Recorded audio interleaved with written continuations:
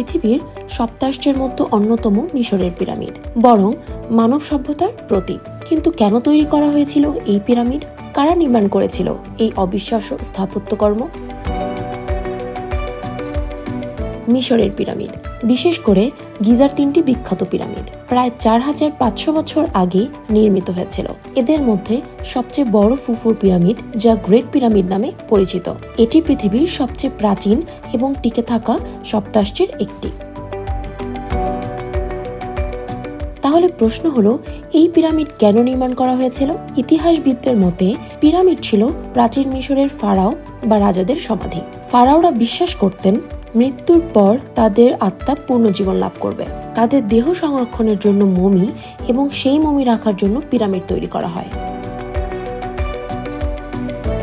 মিশরীয়রা বিশ্বাস করত মৃত্যুর পর আত্মা 3 ভাগে বিভক্ত হয়, কা এবং বা পুনরায় শরীরের সঙ্গে যুক্ত হতে পারে যদি শরীর অক্ষত থাকে। তাই ফারাওদের মমি করে পিরামিডের গভীরে রাখা হতো। পিরামিডের ভিতরে রাখা হতো খাদ্য, গয়না এবং অন্যান্য প্রয়োজনীয় জিনিস, যাতে পরবর্তী জীবনে ফারাও এগুলো ব্যবহার করতে পারেন।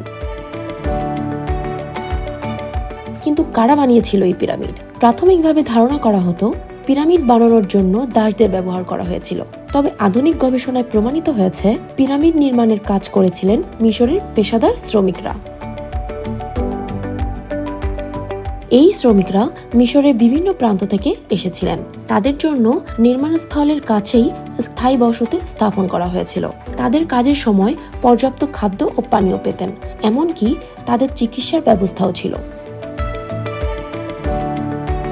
প্রশ্ন থেকে যায়, এত বড় পিরামিড কিভাবে তৈরি করা হয়েছিল? তখনকার প্রযুক্তি ছিল খুবই প্রাথমিক। গবেষকদের মতে পাথরের বিশাল বিশাল ব্লক স্থানীয় খনি থেকে সংরক্ষণ করে নৌকায় করে নিয়ে আসা হতো। তারপর বিশেষ র্যাম্প বা ঢাল ব্যবহার করে ব্লকগুলো পিরামিডের উপরিভাগে তোলা হতো। পিরামিডের ভিতরে রয়েছে জটিল পথ এবং কক্ষ। এগুলো প্রতিটি অংশ ফারাওদের পরবর্তী জীবনের জন্য পরিকল্পিত।